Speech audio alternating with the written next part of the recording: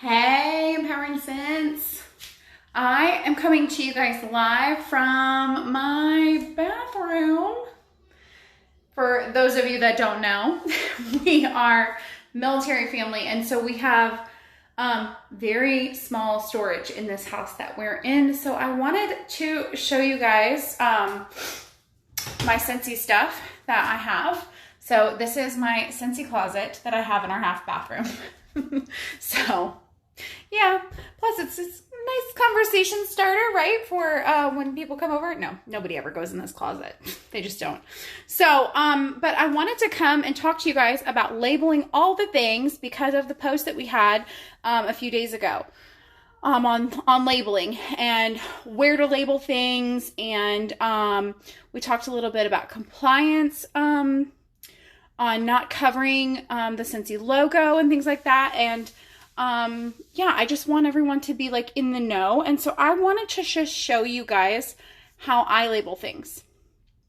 This is not the only way to label things. It is just how I personally label them. And also I print my own labels. Unless Vistaprint has like a crazy good deal, I print my own labels for free on Avery.com.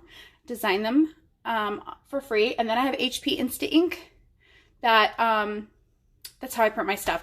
So just throwing that out there. So let's start with brochures. Literally everything that I'm so sorry about this light behind me. Here, hold on a second. There's two lights in this bathroom. Let's see. Ooh, that's better because now it stopped blinding you. Okay. So you literally want to label everything that leaves your hands. I don't care if you are sending 3 brochures, 2 samples, and it's going in someone's order, okay? Literally everything needs to have your label on it, okay? And here's why. And I noticed a lot of you guys said, well, I don't label everything, but I put my business card in there. No, don't do that. Don't do that. Because if you package up someone's order and say they have a 6-pack of bars, a warmer, some Scentsy Fresh, and you throw some samples in there, and I always throw in 2 business cards, one to keep, one to give to a friend, right? There's my business cards right here. One to keep, one to give to a friend. Always put some kind of join information, goes in everyone's order, or in any kind of mail, some kind of join information goes in there. But say you send someone a sample, okay? If you don't label that sample, what if they get it and they smell it and it smells disgusting, but they have their mom over or the babysitter over or a work colleague, anyone, they're opening their mail at the hair salon, whatever, and the hairstylist smells and goes, oh my gosh, that smells so good. Can I take it? I'd warm it. Or if they are opening their order at work and they realize one of the bars that they got, they're not really a fan of, but someone else gets a whiff of it and they're like, oh my gosh, I'll buy it from you right now. And they buy it from them or they just give it to them, whatever, right? Your information is not on that. That person has no way of reordering from you. No way whatsoever. So is it tedious to label literally everything that leaves your hands? Absolutely. Does it pay off? 110% it pays off. I promise you, just because you haven't gotten an order like that, it's probably because you haven't labeled everything that leaves your hands. So I'm going to prop you guys up right here. We're good. Prop you guys up. Sorry for the weird angle. And I'm sorry that it's dark right here, but I'm doing what I can with the light that I have. But I want to show you guys just really quickly where I label things at. So the brochures are super easy because guess what? Scentsy actually puts a little space on the bottom of all of our brochures for you to put your label. It says contact me today, or it'll say contact your consultant to order. Okay. All of your brochures have that space right there. Okay. That's it for brochures. Okay. When it comes to a bar, all right, here's a bar of Vanilla Blackberry, scent of the month. I don't like to put the label on this because I think that it detracts from how pretty our labels are, okay? Some people like to put their sticker on here. That's great. You can put it wherever you want, where my hand is. you cannot cover the Scentsy logo. It is out of compliance. It is considered altering the packaging. So you cannot cover the Scentsy logo. You can cover the butterfly. You can, like, where else would you put it, right? On the front of it, right? And I'm like, well, I don't want to cover the name of it because then they don't know what the name of it is. I don't want to cover the made in Idaho. I want them to know that it's made in the US of A. So, and you can't really put it on the back, right? Because it's all bumpy and takes away from the super cute designs on the back of it too. What's really awesome, the inside of the clamshell, okay? Scentsy has actually given you a space. There's a blank space that if you get smaller labels, they fit actually perfectly right here, okay? Perfectly. Mine are regular address labels, right? Because like I said, I print them myself. So mine are going to cover some of the verbiage. But if we look really closely, okay, as long as you are not covering the English verbiage, which is all up here, you're fine, okay? I'm actually covering part of the French because there's English, Spanish, and French, and I'm covering like 2 lines of it right there. And then of course it also says right there made in Idaho, but I didn't cover this one, so it's okay. But I'd rather go there. My bars just look very professional and clean.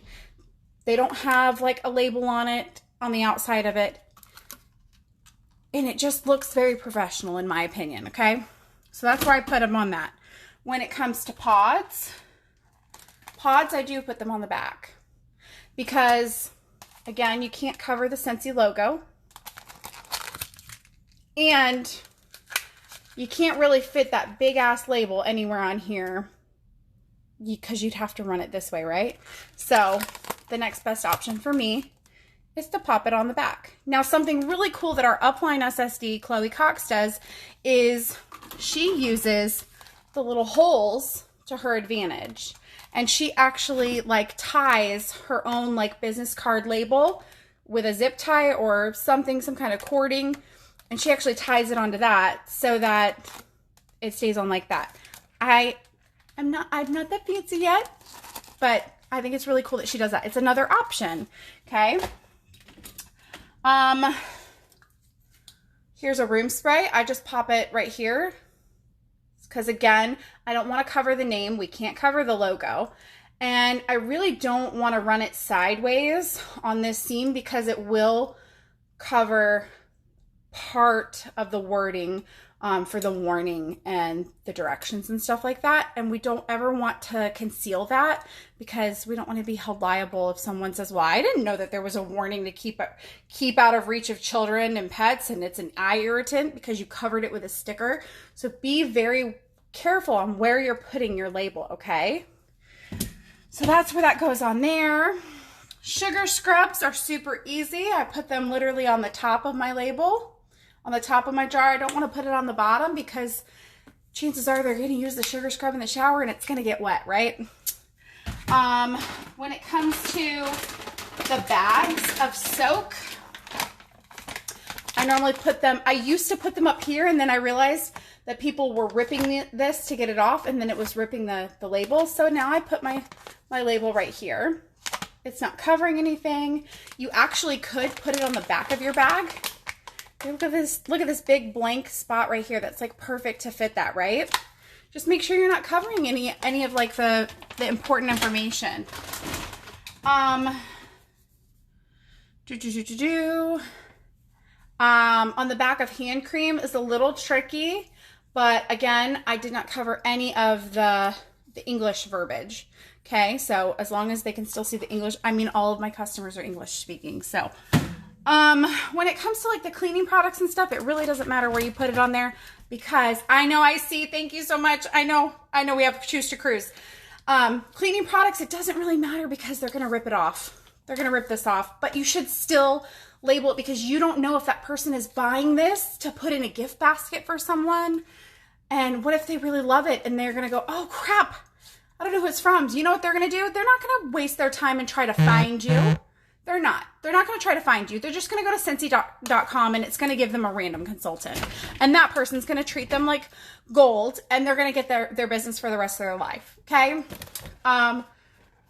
fragrance flower boxes and stuff. Again, just put it somewhere where you're not covering the logo, okay, you guys? Don't cover the logo.